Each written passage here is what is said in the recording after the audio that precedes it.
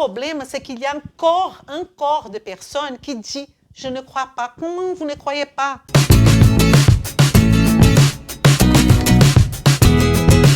Vem comigo! Passons maintenant à un autre monde. C'est le monde de la nutrition fonctionnelle. Alors là, on va parler de science, on va parler de stratégie. Ici, on est en train de parler d'un outil et ici, on est en train de parler d'une science. Cette science, l'histoire d'alimentation, aliments fonctionnels, a commencé, comme je vous ai dit, dans les années 80 au Japon. OK. Après, on va passer en 1991, il y a Dr. Jeffrey Bland. Lui a étudié effectivement et il a créé la médecine fonctionnelle, qui aujourd'hui, on a le Institute of Functional Medicine à Washington, où c'est le centre de la médecine fonctionnelle. Et à partir de là, le monde entier s'approprie de cette stratégie, de cette science qui s'appelle nutrition fonctionnelle à partir de début 2000, début au fin 1999 par là, c'est arrivé au Brésil. Et aujourd'hui, il y a une stratégie, c'est une science qui appartient à vous tous. Ça, il faut que j'insiste. Vous êtes dentiste, ça vous appartient. Vous êtes naturopathe, ça vous appartient. Vous êtes médecin généraliste, ça vous appartient. Et même médecin spécialisé, ça vous appartient. Vous êtes chiropracteur, vous êtes ostéopathe, vous êtes coach sportif. Ça vous appartient. Chaque individu va utiliser cette stratégie nutrition fonctionnelle dans son domaine. C'est ça qui va faire la différence. C'est ça, je vais vous montrer ici, cette science merveilleuse qui va changer, transformer la vie de votre patient. C'est pour ça que je dis à chaque fois que ça va transformer la vie de votre patient. Parce que la nutrition fonctionnelle, elle va prendre en compte pas la maladie, elle va prendre en compte l'être humain qui est devant vous.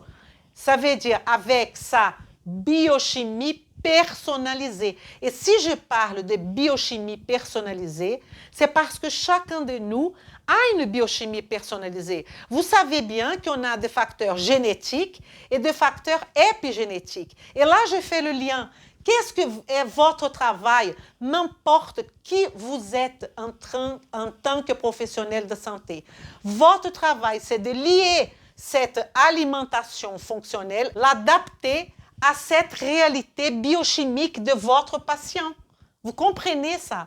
Ça veut dire que si votre patient, un exemple, on va dire la méthylation, si votre patient a un problème de sous-méthylation, il ne méthyle pas bien, vous allez donner un aliment qui va faciliter cette méthylation. Mais vous pouvez aller plus loin. C'est que le patient, il a de gènes qui vont s'exprimer, mais qui ne devraient pas s'exprimer. Un cancer, c'est quoi? C'est un gène qui s'exprime et qui ne devrait pas s'exprimer. Il devrait être silencieux.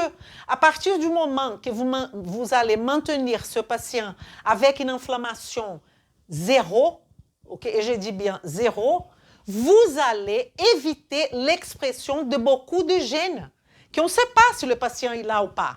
Ça, c'est l'épigénétique et la génétique main dans la main.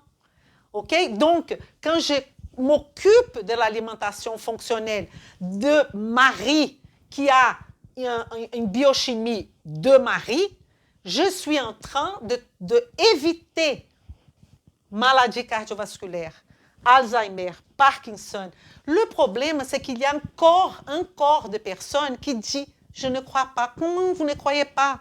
On mange 70 tonnes d'aliments jusqu'à 60 ans, jusqu'à 70 ans. 70 tonnes. Vous pensez vraiment que tout ça ne fait aucun effet dans notre corps? Et je vais plus loin.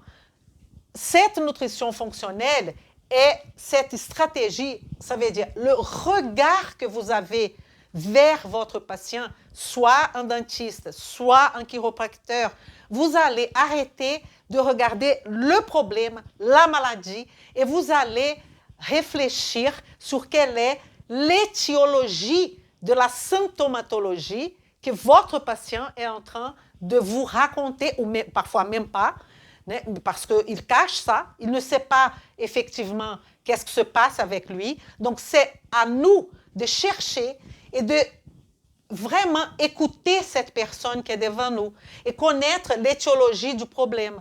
Et ça va faire une différence énorme parce que la nutrition fonctionnelle, elle va éduquer votre patient. Si vous êtes dentiste, elle ne va pas éduquer qu'au niveau. Ça ne sert pas. Je suis dentiste, je peux vous dire, je travaillais dans une clinique de prévention au Brésil, de prévention.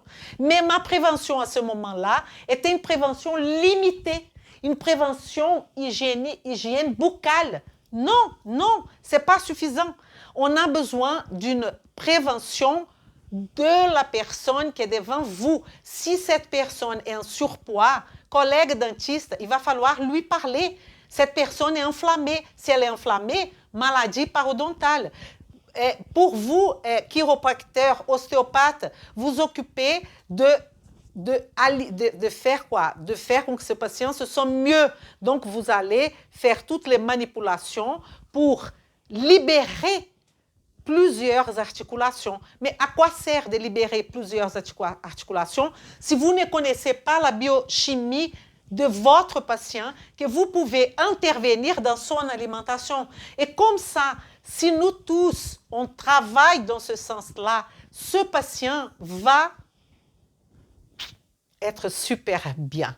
Et vous, professionnels, vous aussi, vous allez être chamboulés, transformés par ça. Parce que vous allez avoir de plus en plus de patients qui vont avoir envie de vous payer à côté de l'assurance maladie. Et là, je parle en France, mais je parle à d'autres pays aussi qui n'ont pas le même système. Mais ils vont avoir envie de vous payer, ils vont vous valoriser. Vous allez être respecté dans votre métier. Et je dis ça parce que c'est ça un peu mon histoire. Une personne, une étrangère, qui est arrivée en France, qui ne connaissait personne, et qui aujourd'hui a une vaste clientèle et qui a un prix de consultation qui va au-delà de la grande majorité des professionnels. De santé, je parle pas que de naturopathes. Donc, et je reviens, donc c'est une science, la nutrition fonctionnelle, intégrative. Mais ce mot intégrative, il veut tout dire et rien dire. Parce que la problématique que je pense que vous avez, c'est comment, Elisa, je vais mettre toute cette histoire que vous êtes en train de me raconter de nutrition fonctionnelle dans ma pratique. Je sais que ça, c'est une difficulté. On va parler au long du temps. OK? Comment vous pouvez faire ça? Comment un médecin, je suis un médecin de ville, je suis un médecin qui a je ne sais pas combien de patients par jour. Et là, je vous pose la question, médecin de ville.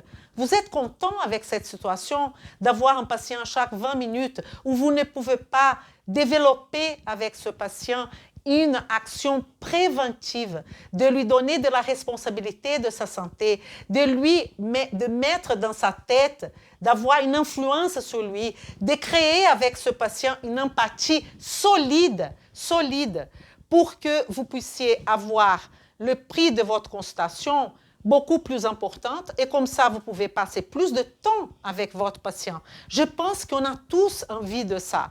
J'ai des élèves, quand je donnais de cours présentiels dans toute la France, de médecins, d'ostéopathes, de chiropracteurs, de beaucoup de naturopathes qui venaient avec une frustration, qu'ils ne savaient pas comment mettre tout ça en pratique. Et c'est pour ça que je suis là.